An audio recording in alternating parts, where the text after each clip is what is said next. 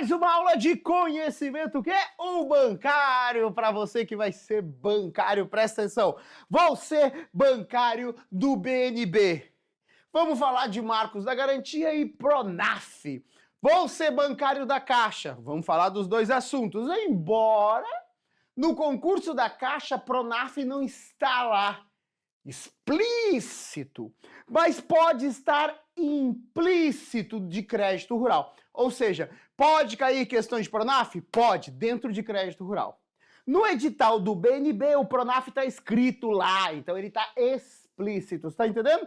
Então, por via das dúvidas, como eu tenho que falar para o BNB, vou falar também para a Caixa. E para deixar claro, essa aula, quem está assistindo ao vivo, é somente alunos, papai. Todos esses aí são alunos do GG, todos são filhos do pai, não tem ninguém que é filho do pai para não assistir essa aula, beleza? Exclusiva para você, bora lá então, Hold, põe essa tela cheia, magicamente, marco das garantias e Pronaf, tá bom? Eu vou começar essa aula, antes de falar desses conteúdos, eu vou começar falando de erratas, por quê? Porque essa aqui é a última aula do BNB. Gente, agora é aquela parte que a gente combina que é assim, ó. Eu vou lá, vamos de novo, tá? Eu vou falar, é a última aula do BNB. Aí você que vai fazer o concurso do BNB, você tem que falar assim, ó. Ah, tá bom? Vamos de novo, vamos lá? Fechou? Ó, essa infelizmente é a última aula do BNB. Ah, mas fique tranquilo, pai, tem uma mega surpresa. Próximo sábado fazer uma mega revisão pro BNB. Presente, né? Presente do papai. Em breve mais informações, tá bom? Então, por isso, eu resolvi trazer aqui as erratas. O que são erratas? As correções. Essa ficou muito batida, né? Aqui nesse dia eu fiz o slide errado, e é normal, às vezes eu erro o slide, várias vezes eu corrijo o slide, né? Eu coloquei que a remuneração da poupança era 80% da Selic. Eu não sei de onde eu tirei o 80%, acho que eu misturei o 8,5%. Enfim, aí tem hora que eu falo 70, mas tem alguns momentos que eu falei o 80, então, puta, a gente botou essa errata ali e tal, mas só para deixar claro, tá? Tá escrito lá no vídeo, presta atenção. Como é remuneração da poupança, tá? Então a poupança funciona assim, deixa eu limpar o slide para botar toda a remuneração da poupança aqui bem clara, tá? Deixa eu limpar. Então, a primeira coisa da poupança é o seguinte, qual é a data que o cara depositou? Se o cara depositou até o dia, antes do dia, vou botar antes do dia 4 de maio de 2012, ele vai ganhar sempre 6% ao ano mais TR. Então, todos os depósitos anteriores a maio, a prova vai aparecer como maio, não precisa decorar a data, tá? Maio, se isso cair. Isso aqui é muito complicado, não é cara da César Gran Rio não, tá? É muito conhecimento pro cara da César Gran Rio. Mas se ele tiver esse conhecimento, tiver dado uma estudadinha, vai que ele estudou, todos os depósitos. Eu apliquei na poupança. Meu avô tem a poupança lá desde quando era pititica. Bacana. Minha tia tem a poupança. Bacana. Todas as poupanças que o cara aplicou nessa data, ou é a data que ele abriu, todo o dinheiro que foi aplicado antes dessa data, não importa para onde vá a Selic. Ó, Selic minha subiu, Selic minha caiu. Não importa, o cara sempre vai ganhar 6% ao ano mais TR, que lembrando que isso é pago para pessoa física 0,5% e para PJ 1,5%. Só que aqui é o trimestre e aqui é o mês. Em todos os casos vai dar 6 no ano. Ok. Agora, todo o dinheiro aplicado em caneta de poupança posterior a esse período, de maio em diante, passa a remunerar como? Olha só, vai depender da taxa Selic. Então vou botar aqui, ó, Selic. Se a Selic for menor ou igual, inclusive, né, 8,5% ao ano, ou se ela estiver para baixo, vai render 70% da Selic. Se for superior a 8,5%, vai render os 6% ao ano, né? Então, se a Selic é 8,5%, 70% de 8,5%. Se é 8, 70% de 8. Se ela é 7, 70% de 7. Se ela é 6, 70% de 6. Atualmente a Selic deve estar não está 11%, enfim, está acima de 8,5%, então a poupança está rendendo os mesmos 6%, tá bom? Então essa é a primeira errata, agora aqui está resumido aqui para ficar bem claro para todo mundo ali, mas já estava escrito aqui nos textos, os guri da reedição, foi tu que fez essa ediçãozinha aqui, Hold, essa errata? Os guri fizeram lá, então, os meninos, né? Beleza, então. Aí a segunda errata, que é importantíssima, essa daqui é bem maluca. Essa daqui que eu vou falar, ela vai revolucionar o mercado. Por quê? Eu revolucionei o mercado lá na década, já tô ficando velho, lá em 2010, mais ou menos, porque eu fui o primeiro a bater no mercado, dizendo o seguinte, 2010, quando eu dava aula para concurso, tempos lá que eu era novinho, né? E aí, claro, não era tão respeitado assim, 2010, estava começando, eu fui lá e falei o seguinte, BNDES não é banco de desenvolvimento. Fui lá e cravei, pá! Aí os caras, esse cara é maluco, como é que ele fala isso? Tá escrito no site do BNDES, parará. E até então eu era um maluco, mas era um maluco com embasamento, né? Meu embasamento era a legislação, aqui é hoje, tá? Isso aqui é print de hoje, site do Banco Central, ele vai falar aqui o que o Banco de Desenvolvimento, CMN 394. Então você tinha uma resolução CMN 394 que ela traz esse texto assim, ó. CMN 394 de 76 falava: os bancos de desenvolvimento são instituições financeiras públicas não federais. Não federais. Constituídas sob a forma de SA, com sede de capital, blá, blá, blá. Então, o que eu falei? Eu falei, cara, o BNDES é uma instituição federal. Federal. BNDES. Então, ele não pode ser considerado um banco de desenvolvimento. Falei de 2010, tomei pedrada de tanta gente, porque os livros dos grandes autores falavam que era, o site do Banco Central falava que era, e o BNDES falava que era, mas a lei não. Sabe o que aconteceu? A CESP fez uma questão falando que o BNDES era banco de desenvolvimento, e eu escrevi, eu me lembro muito bem de escrever aquele argumento, e a CESP foi lá e pau! Anulou a questão, papai tinha razão, muito obrigado, CESP. E aí eu comecei a ser chamado de pai no mercado. E aí, papai, daí pra frente a galera começou a me perguntar para depois perguntar pro Banco Central. Esse foi o caminho. Ok. Tá na hora de quebrar essa magia. Porque o que aconteceu aqui, né? Até me escapuliu isso aqui. Aí, é óbvio, por que o BNDES não era banco de desenvolvimento? Porque, na verdade, isso aqui é uma falha na legislação, uma legislação antiga, o governo nunca atualizou, mas na tua prova é concurso, o que vale a lei, não é a prática de mercado, né? Aí o que o Banco Central fez? Atualizou a lei. Ele pegou essa resolução 394, que era de 76, e ele revogou. Revogou em 2023 por essa resolução aqui do CMN, ó, 5.097, tá? Ok. Essa é a 5.097. Olha o que ela fala aqui, olha só, lê comigo, ó. Os bancos de desenvolvimento são instituições financeiras públicas criadas e controladas por unidade de federação. Pai, o que é unidade de federação? Acre, Rio Grande do Sul, São Paulo. Por que não chama estado, professor? É porque tem o tal do Distrito Federal, né? Que nos complica. Então, por isso que a gente chama esses bonecos de unidade de federação, mas são os estados e o Distrito Federal. Então, o que a lei fala? O Banco de Desenvolvimento é uma instituição financeira pública criada e controlada por estado, constituído sob a forma de SA, nos termos da lei, blá, blá, blá. Na denominação, deve constar a expressão Banco de Desenvolvimento, seguida do Estado, né? Então, se você olhar essa redação, você vai falar, o pai continua a ter razão. Sim. Mas eu, nos meus estudos, li, reli, e falei, cara, acho que agora o Banco Central se protegeu. Porque ele não ia cometer de novo o mesmo erro. Não ia. Então eu sou o primeiro de novo no Brasil, assim como eu fui o primeiro no Brasil a cravar que o BNDES não era Banco de Desenvolvimento. Esse momento agora é histórico, sábado, que dia é hoje? Hold, dia do Juventude ser campeão, Hold, você vai pegar? 6/4, que horas, Hold, agora? 4h30 tá entrando para a história do Sistema Financeiro Nacional, porque eu sou o primeiro a cravar que o BNDES voltou a ser Banco de Desenvolvimento. Por culpa disso aqui, ó. Olha, é o meu entendimento. Aqui nas normas, olha o início dela. Esta resolução disciplina os bancos de desenvolvimento. Beleza. Ela coloca assim, ó, parágrafo único.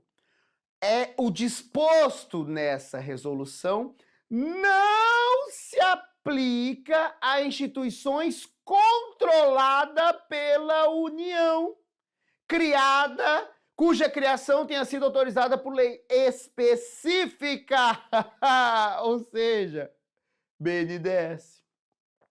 O governo botou uma lei que botou lei anti-PAED. Eu vou chamar esse parágrafo único de parágrafo anti-PAED. Anti-PAED. Agora, PAED, você não vai ter mais razão. Sim. Como ele falou que essa lei não se aplica ao BNDES, o BNDES passa a ser uma exceção da lei e ele passa a estar fora da lei. E aí o BNDES, como fora da lei, não vai cair aqui. Tudo bem? Então, estou cravando a partir de hoje que o BNDES voltou a ser Banco de Desenvolvimento desde 2023 por culpa desse parágrafo aqui, que passou despercebido, né? E agora o pai está cravando isso daqui. Claro que isso aqui seria importante se a gente estivesse fazendo uma prova do concurso da CESP. Ela poderia vir aqui. Sesgran Rio, papai. Ela sabe nem o endereço do BNDES. Não vai chegar lá. BNDES assim, o BNDES é um agente do governo para financiar empréstimos, financiamentos de médio e longo prazo. Infelizmente é isso, né? Nosso economista, agora a pergunta de câmbio para ele, ô tarado, fala câmbio, ele é foda, hein, câmbio. Política monetária, ele é foda, mas as outras coisas ele não se estressa, né? Ele não tem isso, mas tudo bem, o pai é pelo certo e o pai é pelo corretão aqui, mesmo não sendo a exceção da exceção, se cair você tá preparado, cabeção. Então vamos lá, deu muito bafafá de um monte de gente que pediu, professor, você não falou do lei, porque fizeram um auê, a gente deu aula de garantias, fizeram um auê, por quê? Por culpa do marco de garantias. Então o que é isso aqui, ó? Com vetos, Lula sanciona o marco legal de garantias que regulamenta empréstimo. Basicamente, houve umas pequenas mudanças em hipoteca e alienação fiduciária, que as pessoas transformaram em uma coisa gigantesca. Então eu resolvi botar uma aula extra para falar desse tema, tá bom? Essa aula não estava prevista, mas ok. Por quê? Porque um monte de professor fez lá, vamos desvendar a lei, uma aula inteira desvendando a lei. Pra quê, Satanás? Pra quê? Se, de novo, se a prova fosse CESP, eu ia comer a lei com farinha. E você também ia comer junto comigo, né? A gente põe um pouquinho mais de farinha, ketchup para quem gosta e come. Como é Sesgran Rio, pai? Olha o que a Sesgran Rio faz. Esse aqui, ó, esse é o tipo de questão de garantias da Sesgran Rio. Ó, atualizada. No mercado de crédito é comum financiar aquisições de imóveis usando garantia com acesso ao crédito com taxas mais baixas. Das opções de garantia permitida para financiamento imobiliário, qual delas tem uma transferência do registro do imóvel? É imóvel. Se é imóvel, papai, não pode ser aval nem fiança. E aqui, ó, nós estamos falando de hipoteca, penhor ou alienação fiduciária. Como transfere a propriedade, somente um cara transfere a propriedade para alienação fiduciária. Então as questões são muito superficiais, mas principalmente são conceituais. As questões da Sesgran Rio, elas não vão lá no pé da letra, pega a exceção, não é isso, é conceito. Caixa 21, ó, nos contratos de financiamento de automóveis, a garantia de pagamento da dívida é o próprio bem. Isso é o automóvel adquirido pelo devedor. Nesse caso, qual é o tipo de garantia para o automóvel? Qual é a garantia para o automóvel? Só pode ser alienação fiduciária. Tudo que a gente já tinha visto em aula, enfim. Então não tem nada de muito novo, ok? Só que eu vou trazer as pequenas mudanças só para a gente poder ficar todo mundo na mesma página, tá? Tem umas mudancinhas que talvez sejam significativas, embora eu acredite que muito difícil a Sesgran Rio vai nesse nível. Mas se for, a gente está preparado. Hipoteca, primeira mudança, tá? Como que era antes e tá lá na minha aula de garantias, tá? Liquidação judicial, ou seja, eu sou o banco, financei a casa com você, peguei sua casa em garantia como uma hipoteca. Sou o credor, eu tenho hipoteca do teu imóvel. Antes do marco legal, se eu quisesse tomar seu imóvel, eu tinha que liquidar essa operação e pedir ao senhor meritíssimo, por favor, me deixe vender a casa do Edgar. Isso é uma liquidação judicial. A legislação permite liquidação extrajudicial na hipoteca. Não é assim. Todas as hipotecas poderão ser liquidadas de forma extrajudicial. Não. Dependendo da hipoteca, se tiver claro no contrato da hipoteca, então depende desse contrato, mas existe agora essa possibilidade. Antes era proibido. Antes era somente o caminho judicial. Agora ela também pode pegar o caminho extrajudicial. Lembrando, o que é um caminho extrajudicial? Ele vai envolver cartório. Ele não precisa de um juiz, que é cheio de agenda, para poder liberar isso aqui, ok? Então é para facilitar o judiciário. Ok, tá? Agora, importantíssimo, tem uma exceção, tá? Os financiamentos ligados a atividades agropecuárias não tem essa exceção. Então, vamos de novo. Se eu financei minha casinha, meu imóvel, com o banco pegou uma hipoteca e eu não paguei. Ponto. O banco vai me liquidar, vou te liquidar. Ok. Como que o banco pode me liquidar? Indo para o juiz, um processo mais longo. Mas se essa hipoteca é antiga, esse é o único caminho. Mas se o caminho é novo, se a hipoteca é nova e estava prevista no contrato da hipoteca o caminho extrajudicial e eu concordei, tudo bem, vou deixar você me liquidar mais rápido, tá tudo certo? Ele pode ir no caminho extrajudicial. Ok. Agora, se eu financiei como garantia, eu dei a minha terra aqui que eu tô plantando, a minha agricultura aqui da minha família aqui, ó, pá! Financiamos e demos aqui como garantia o nosso terreno aqui, onde a gente planta. Eu estou falando de um financiamento para uma atividade de agropecuária. Nesse caso, não tem como o banco colocar no contrato da hipoteca dizendo que vai me liquidar extrajudicial. Por questões de complexidade, que é o financiamento agropecuário, ele continua obrigatório caindo na mão do juiz e nunca na mão do cartório. Capite? Beleza, então. Impacto, mais agilidade para a hipoteca, mas presta atenção, pai. Então agora a hipoteca passou a ser igual à alienação fiduciária. Não. A alienação fiduciária é sempre extrajudicial. E toda alienação fiduciária assinada pode ser liquidada extrajudicialmente. Sempre, porque é a característica dela. A hipoteca, a partir de agora, as novas, poderá, desde que prevista no contrato, ou seja, as partes assinadas. Então, não são iguais, ok? Vai continuar tendo hipotecas com liquidação judicial. Segunda alteração importante está relacionada à alienação fiduciária. Vamos lá? Antes, eu poderia fazer uma garantia por bem. O que quer dizer isso? Fui lá, eu tenho uma casinha, eu tenho uma caseta. Vamos botar um valor elevado para essa casa aqui, tá? Eu tenho uma casa que eu financio um imóvel, meu bem, meu bem. O valor da casa, R$500 mil. Toma, mansão do pai. Presta atenção. Aí eu fui lá e dei essa casa como garantia na Caixa por um saldo devedor de um empréstimo de 200 mil que eu financiei. Eu comprei a casa de 500 mil, dei 300 de entrada e financiei 200. Ok, então para uma dívida de 200 com a Caixa, eu entreguei um bem de 500.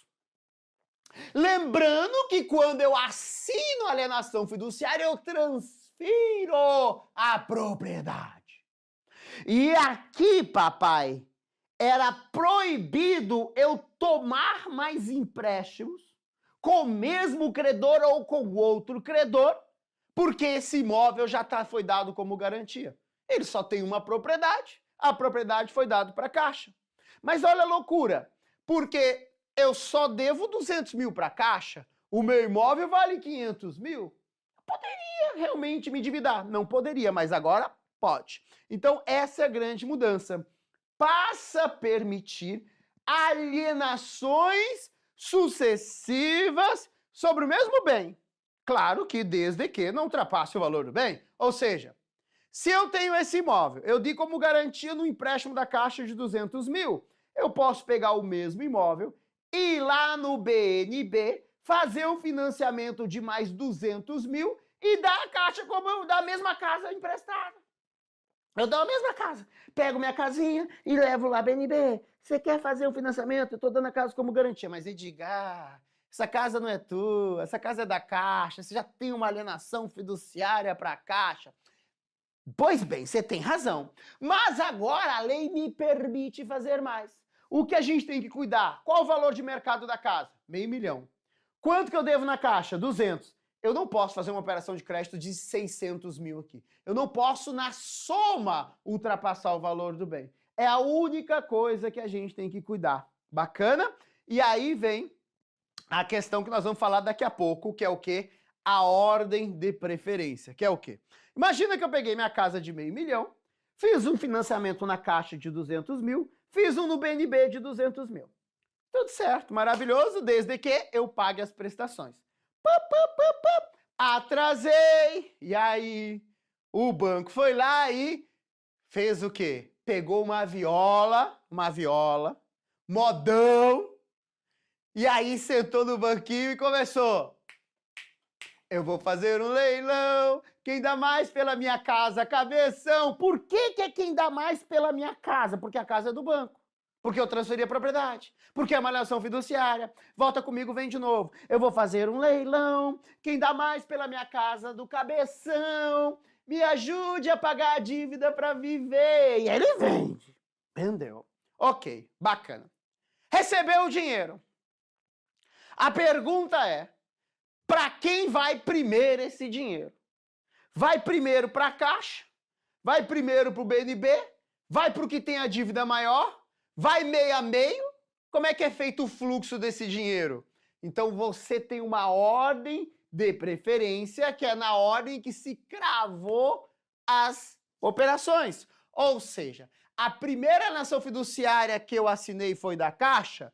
Primeiro, papai, então o dinheiro vem para a Caixa. Quita a Caixa e só depois vem o BNB. Então tem uma ordem. Qual é o risco quando eu bater na porta do BNB? O BNB fala assim, beleza, teu imóvel é R$500 mil, você tem 200 mil de dívida na Caixa, consultei o Sisbacen, me mostrou aqui, beleza, 200 mil, R$500 mil vale essa casa, avaliei, mas eu tenho que pensar que no leilão se vende mais barato.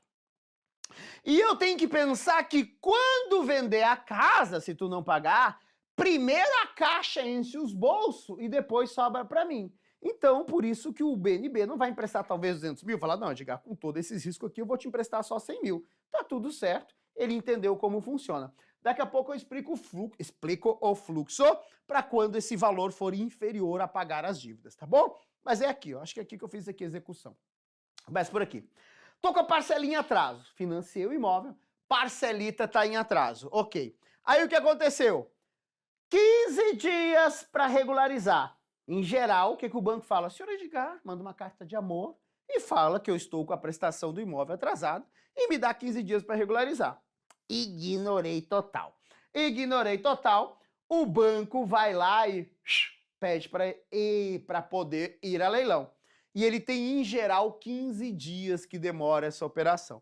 E isso aqui é extrajudicial, esse fluxo. Não precisa do juiz. Aí o cartório vai lá, papá, beleza, vamos fazer leilão. Por quê? Porque o cara tem a propriedade do imóvel. Então eu tô falando de alienação fiduciária? Mais ou menos, já vou explicar isso. Ok, passado isso, 60 dias depois, o imóvel vai a leilão. Sempre pode ser mais que esse tempo, nunca menos que esse tempo. Então vamos de novo. Se eu atrasar a prestação, o banco pode me cobrar? Pode. Eu tenho quanto tempo para pagar? 15 dias. Se eu pagar 17, 18, beleza, mas é mais arriscado. Mas até dentro de 15 dias é o meu direito. O imóvel não vai a leilão se eu pagar em até 15 dias. Então dá para contar 15 dias de atraso.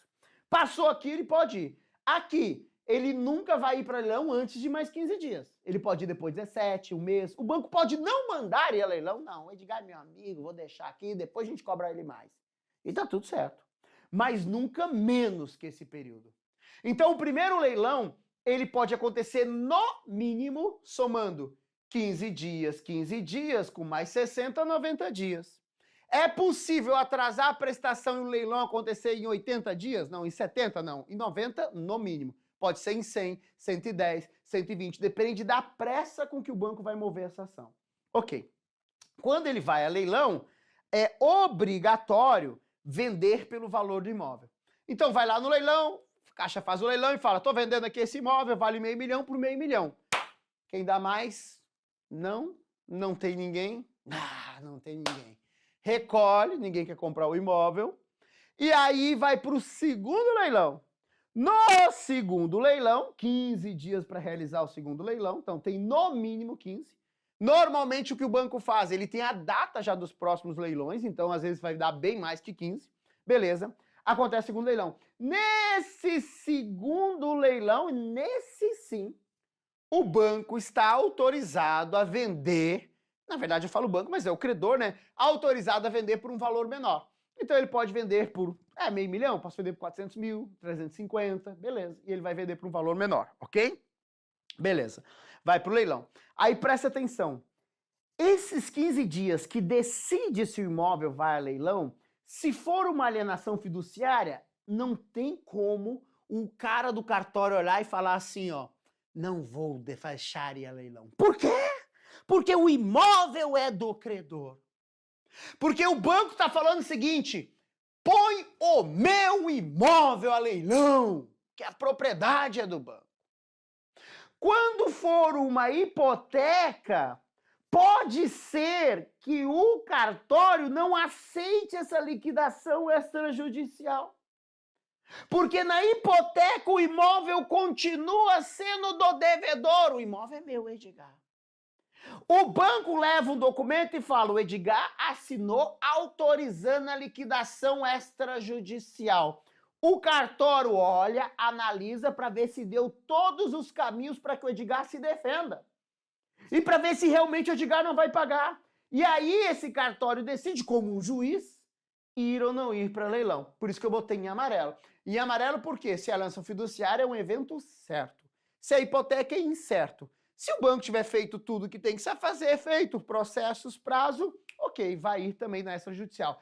Caso o cartório diga não, o banco vai ter que seguir o caminho judicial, que é um caminho mais lento, de 1 a 3 anos, para liquidar o Edgar. Capite? Ok, agora vem comigo, presta atenção, ó.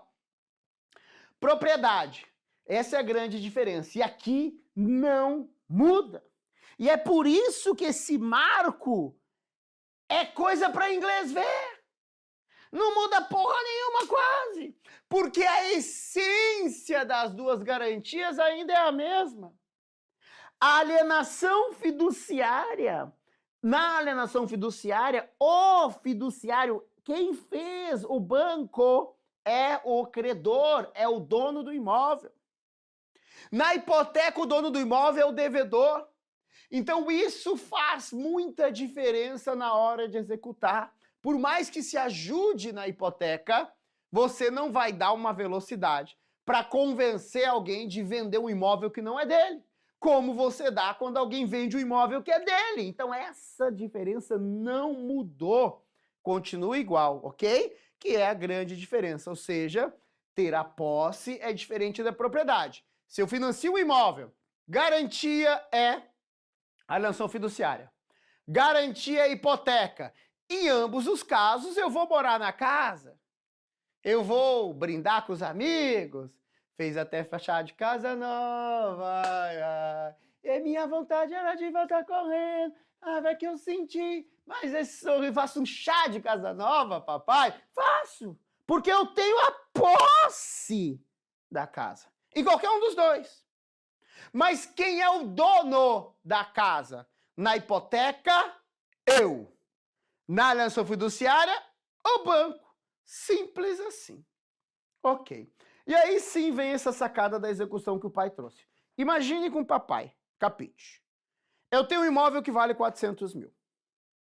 Eu fiz uma dívida de 200 mil sobre esse imóvel. Uma alienação fiduciária. Tá? Então vou botar aqui, ó, execução da alienação fiduciária, tá? 200 mil. Não contente, eu fui lá e fiz uma outra dívida, uma na Caixa, outra no BNB, de mais 200 mil. Ou seja, eu devo 200k, 200 lá, valor do imóvel. Tá no limite? Tá no limite. Ok, foi pro leilão, eu parei de pagar. No primeiro leilão, não teve lance. Reagenda no mínimo 15 dias, segundo evento. O imóvel foi vendido por 350 mil. Então, note o seguinte, eu devo 200 mil num banco, 200 mil no outro banco, né? Fiz lá primeiro financiamento aqui, eu fiz aqui na Caixa e fiz aqui no BNB. Beleza, então eu estou falando de mais de um financiamento com o mesmo imóvel como garantia. E aí, presta atenção, para esse primeiro cara, ele é o primeiro a receber. Por quê? Porque foi a primeira alienação, pá, cravada. Então, quem recebe primeiro é o primeiro devedor. Como é 350 mil, devo 200, toma aqui 200 para ti. Liquida essa dívida. Sobrou 150. Aí nós vamos lá bater na porta do segundo cara e fala, ô BNB, quanto é que o Edgar deve aí? Deve 200 mil. Só tem 150. E os outros 50? Perdão legal, papai. O BNB vai ficar a ver navios. Eu não preciso, ele não vai lá me cobrar essa diferença. Ele é obrigado a me perdoar perante a lei. Por isso que é legal. Não é porque o BNB é muito legal, ele não cobrou. Não, é porque a lei obriga ele a não cobrar. O legal vem de legislação e não de dar like. Falando isso, senta o dedo no like no vídeo aí. Senta o dedo no like aí, seja legal comigo. Então é isso. Então esse perdão legal que o BNB vai dar aqui é porque a lei obriga ele a dar esse perdão legal. Agora presta atenção. Alienação fiduciária. De acordo com a lei, o perdão legal do saldo devedor, se o imóvel for vendido por menos que o valor da dívida segundo leilão, é obrigado a dar o perdão legal. Agora presta atenção, se for hipoteca, existe uma possibilidade de cobrar esses 150 mil. Vai depender do que está no contrato. Então vamos de novo. Foi a leilão, não dá para pagar a dívida toda? Se for alienação fiduciária, bye bye, tchau tchau, beijo banco, não me cobra mais. Hipoteca, dependendo como está, pode ser que cobre. Então vai ter que olhar o contrato, enfim, pode ser que cobre não. Agora, por que a alienação não cobra? Porque o imóvel era do próprio banco. Você entendeu? Então esse imóvel era a dívida. É como se o imóvel fosse a dívida. Se o imóvel vendido não é suficiente para pagar a dívida, problema do banco, que aceitou isso. Por esse motivo, o que os bancos fazem? Eles nunca financiam um imóvel pelo valor do imóvel. Simples assim. Quer financiar um imóvel de 500 mil na Caixa? Ela pede da entrada de 20%. Por que pede uma entrada? Para que o financiamento seja menor que o valor de imóvel, papai. É simples isso, essa é a sacada. Então, é muita burrice, o banco nunca vai fazer isso, né? 200 e 200 para um imóvel de 400. Por quê? Porque ele sabe que no leilão vai ser a menor e depois a conta pode chegar. Beleza? Era isso de marco de garantia, tchê. E aí nós vamos entrar em Pronaf. Que bacana! Aleluia! Quem desbloqueou aí, tudo certo? Ok. Programa Nacional de Fortalecimento da Agricultura Familiar. Objetivos. Destina-se para quê? Estimular uma geração de renda e melhorar a mão de obra familiar. Então, gerar uma renda extra para aquela família. Daqui a pouco aquela família, ela tem lá algumas produções, mas, puxa, ela tem espaço e ela pode criar porcos. Mas não sei, na minha época podia criar porco, agora deve ser cheio de regra a legislação.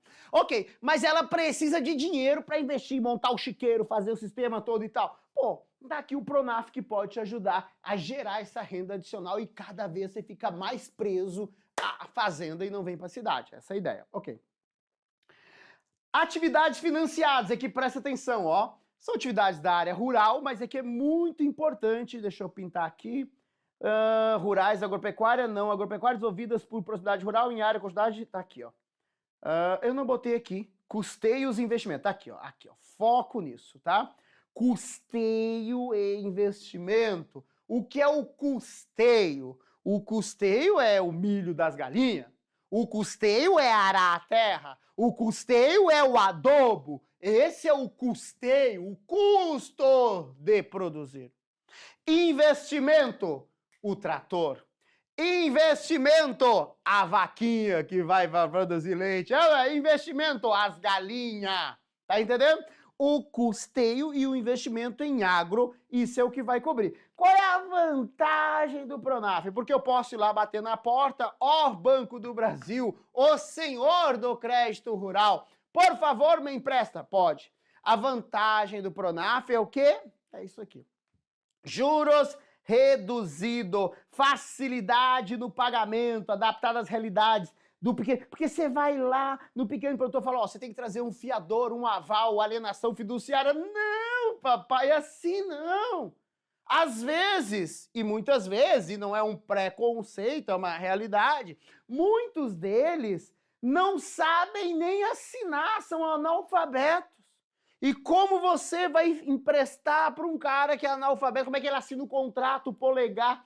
Cara, então o Pronaf ele vem pegar essa comunidade desassistida, no qual nós estamos falando aqui de famílias pequenas produtoras, mas é abrangido também pelo Pronaf indígenas, quilombolas, sem terras, toda essa comunidade, esse ecossistema que está à margem da legislação e muitas vezes passam como pessoas invisíveis, infelizmente, elas são abrangidas e estão dentro do ecossistema que pode se beneficiar do Pronaf, que vai ajudar a quê? Gerar uma renda, a produzir, ensinar a pescar. Essa é a ideia do Pronaf, tá bom? Para conseguir o Pronaf é necessário o DAP, que é a declaração de aptidão do Pronaf, tá bom?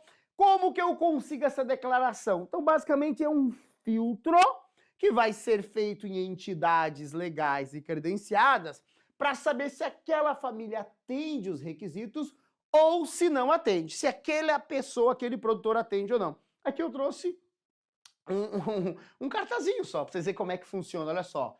Agricultores poderão emitir gratuitamente a declaração de aptidão DAP ao Pronaf, que é declaro que está apto ao Pronaf, ok?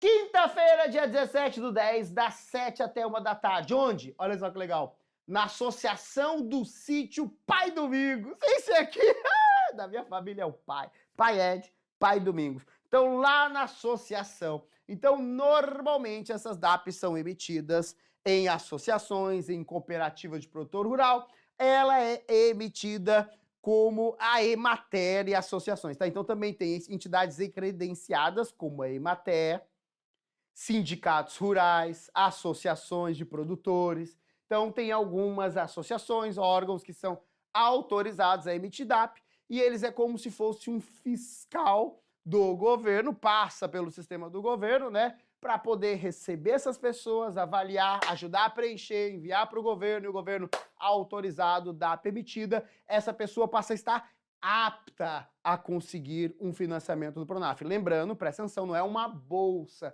então tem reembolso. A pessoa vai fazer um financiamento com taxas bem mais baixas e condições bem mais tranquilas, tá bom? De onde vem o dinheiro do Pronaf? Vem dos fundos, e aí, ó, pro Banco do Nordeste, o Fundo do Nordeste, mas também tem o Fundo da Região Norte, o Fundo do Nordeste, o Fundo do Centro-Oeste. Então, os fundos constitucionais, esses fundos foram criados para atenuar desequilíbrios regionais, por isso que não tem fundo do Sudeste nem do Sul, que são regiões mais sólidas financeiramente e que tem mais tranquilidades financeiras, né? Tem um PIB mais elevado, empregabilidade mais elevada. Agora, quem é que está querendo produzir na região norte? Já é mais difícil, nordeste, principalmente por questões geográficas, às vezes questões de clima, chove muito, chove pouco. Então essas regiões têm mais dificuldade de receber empresas. Por esse motivo, logística também, né? Você tem fundos que incentivam essa região e aqui está, esses fundos também colaboram com o Pronaf. Dinheiro da conta corrente e do BNDES. Então vem muito aqui, repasse do BNDES para o Pronaf, ok? Aqui já é a viagem dos subgrupos do Pronaf. As pessoas começam, aí eu vi um monte de gente estudando, ai professor, o que é o Pronaf A, B, C, D, eu até botei algumas coisinhas na apostila aqui, ó. Ó, o Pronaf A, agricultores, assentados da reforma agrária, quem também for do crédito, aí você começa assim, isso aqui é o fim do mundo, gente, não tem como você estudar isso aqui, você vai só abandonar. Olha só para você ter uma ideia, alguns dos subgrupos do Pronaf. Ó, Pronaf A e C, A e B, custeio, vocês têm subgrupos, tá? Pronaf Mulher, Pronaf Jovem, Pronaf Semiárido, Pronaf Floresta. Cada um desses Pronafs muda se eu financio investimento e custeio em alguns, e outros eu só financio investimento. Muda qual é a renda, tá aqui, ó, o limite que eu posso emprestar. Então aqui o limite para cada um deles é diferente. Muda a taxa de juros máxima, vai ser determinada por lei, muda o tempo máximo, é impossível você ver isso, né? Abre o link 3 que eu te mandei aí, Hold, só pra galera ter uma ideia do que é a legislação do Pronaf aqui, tá? O 3 lá, ó, olha só, clica ali, Hold, normas, deixa eu ver se minha cabeça tá boa. Ô, louco, bicho, tá ao vivo, eu não posso errar, vai um pouquinho. 10. Não tem como errar, tá escrito. Esse é o Pronaf. Clica no 1, disposição geral do Pronaf, aqui é a lei do Pronaf. Só dá só isso, vai lá embaixo, Hold, isso. Só a disposição geral, vai. Clica aqui no beneficiário, Hold. É tanta regra, clica no 3, Hold. Vai indo. Que é impossível você estudar isso. Você tem que saber conceito. Ah, financia mamão. Fudeu! Como é que você vai decorar tudo que financia? A laranja, a beterraba, serve. Vai a merda, diabo. Não vai mudar minha vida, tá na lei, é só pegar a lei e copiar. Olha o tamanho, clica qualquer outra coisa aqui, Pronaf Jovem, Pronaf Mulher, tá ali, ó, pra mulher, todas as suas regras. Clica no link 2 lá que eu te mandei, Hold, por favor. Aquele título lá, tá em cima. Aqui, olha só isso aqui, aumenta aí, dá um Ctrl mais aí. Olha isso aqui. Como é que alguém vai saber isso aqui, as taxas, ó? Quais são as taxas? Crédito AC, crédito A, aqui as taxas pré-fixadas, vai baixando. Ó, a cultivo produção, cultivo de arroz e feijão, vai indo. Olha só, tá louco, é impossível, vai, né? Então, o que você precisa saber? Pode ir, Rose, lá embaixo, lá. Você precisa saber que a ideia, a lógica do Pronaf. Então, a lógica é toda essa que eu passei para vocês. Volta lá para a apresentação, Rose, não vamos perder tempo aí não, né? Você tem que saber o quê? Que o Pronaf é um programa que vai acelerar o quê? A agricultura familiar, é isso. Com o quê? Com taxas mais baixas, incentivando o trabalho na agricultura, que o cara continue lá produzindo para nós, continuar comendo aqui feliz. É só isso, essa é a lógica. E eu não estou inventando a roda, são as questões de prova. Olha como isso já caiu. Raramente cai, mas Sesgra Rio já cobrou, 2012, lá no concurso da Caixa. Caiu assim, ó.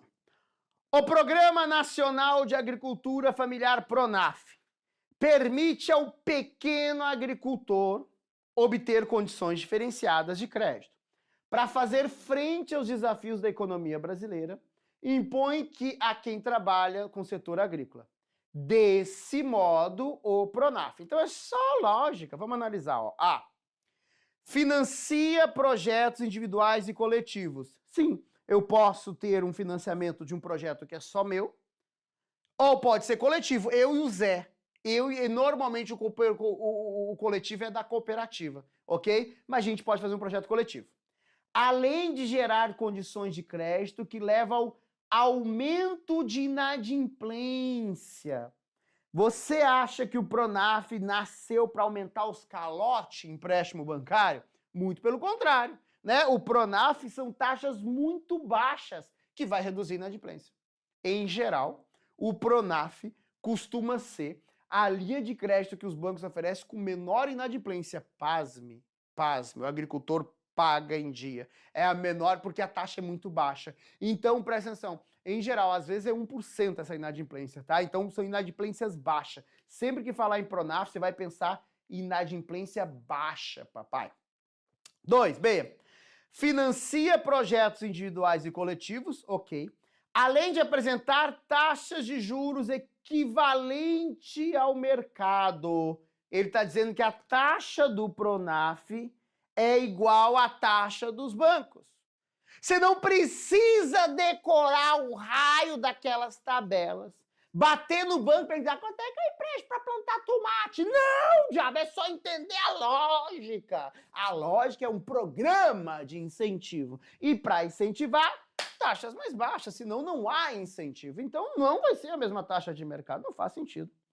Financia projetos individuais e coletivos, além de permitir crédito para agricultor que esteja livres de dívidas. Ele tem que ter o DAP, papai. Ele tem que ter o DAP aqui e vai permitir crédito, tudo bem que certo, né? Além de permitir crédito, é isso aqui, agricultores, está tudo certo. Por enquanto, sente certo. Vamos ver as outras. D. Apresenta taxa de juros equivalente a mercado. Já abonei. Permite o crédito para agricultores que estejam livres de dívidas, além de apresentar taxa de juros equivalente a mercado. Não tem como errar. Letra C de cabeção. Vamos ver uma outra que caiu na Sesgran Rio. Ó. Petrobras, 2012. A respeito do Pronaf, considere: uma das vantagens do Pronaf é oferecer financiamento, custeio e investimento, importantíssimo, tá? Ou custeio ou investimento, tá bom? Ok, com encargos e condições adequadas à realidade da agricultura familiar. Isso. De forma ágil e sem custos adicionais. Lindo, papai, né? É dinheiro bom, dinheiro com taxa de juros baixa, focado na agricultura familiar, tudo certo. 2. O Pronaf proporciona o aumento da renda mediante melhoria de produtividade do uso racional da terra e da propriedade. Ou seja, o Pronaf vai melhorar a renda, por quê? Porque a pessoa vai usar a terra com forma mais racional. Olha, graças ao Pronaf agora o cara está aproveitando melhor a terra. Não tem nada a ver, né? O que é o aproveitar a terra aqui do Pronaf? Não é para aproveitar a terra, né? Pronaf é um programa de financiamento, de empréstimo. Não é isso, né? Então, não tem nada a ver isso aqui, né? Eita, nós, né? Eita, aqui, vamos lá. Agora até eu tô vendo aqui, vamos ver. Aumento de renda mediante melhoria de produtividade. Melhoria de produtividade, sim. Melhoria de produtividade, sim, porque lá no nosso programa do Pronaf, o principal objetivo é aqui, ó, a melhoria à mão de obra familiar. Então não é só gerar renda, então você tem uma melhoria da mão de obra. Bacana. Vou marcar ali como aqui, pronto. Peraí, só um pouquinho, tá? Aqui, melhoria da produtividade. Produtividade eu acho que ele quer dizer mão de obra. Acho que ele quer dizer mão de obra. Então, se for mão de obra, ok. Então, além do financiamento, vamos voltar lá, né? Vamos voltar aqui para ficar claro. Ó. Porque eu não enfatizei isso. Eu botei em negrito. Além de gerar renda, financiamento, também vai ter uma melhoria da mão de obra. Ok, que é o trabalho. Perfeito. Então, eu acho que ali ele está falando de trabalho. Pronto, agora foi. Vamos continuar lendo, vou deixar aqui mais ou menos. 3. O Pronaf estimula o êxodo rural, ou seja, ele incentiva, estimular, que a pessoa sai do meio rural e vai para a cidade. Na verdade, ele busca evitar o êxodo rural e não estimular o êxodo rural. Então, a 3 aqui está fora. A 1 está certo. E a 3 está errado. Então, nós vamos ficar aqui, ó. A 3 está errado, corta. A 3 está errado, corta. A 3 está errado, corta. Ou é só a 1, ou é a 1 e a 2. Vamos ler de novo a 2? Pronaf funciona aumento de renda. Não, tá claro aqui, aumento de renda. Ó. Aqui, aumento de renda. Eu não tinha lido aqui, ó. Aumento de renda e mão de obra. Agora sim. Então, aumento de renda e de mão de obra. Agora tem os dois caras ali, eu tinha pulado ali. Leia com calma. Matou o que o Pronaf faz. A 2 também tá certo. 1 e 2, papai. Vamos lá. Botei, tá aqui. 1 e 2, certinho. Tem mais? Felizmente, é isso. Não cai, diabo. Não cai. Nas questões antigas não cai. E se cair, é assim que a Sesgran Rio vem. Bem levezinho, bem conceitual, como a gente espera, tá bom? Lembrando, né, Sesgran Rio é o quê? Prova muito difícil. Economia, câmbio, mercado monetário, política cambial, porque isso aqui é o conhecimento de quem faz a prova. Beleza. Lá na Caixa nós temos um problema. No BNB essas coisas nem caem. Que maravilha, nem tá no edital. O resto são questões mais superficiais, tá bom? Que é isso aí, como costuma cair. Mas, claro, é muito conteúdo, acaba fazendo com que o superficial não fique tão simples assim. Fechou? Vamos lá, ó. Um salve, muito obrigado para todos que assistiram. Foi lindo! Até a próxima!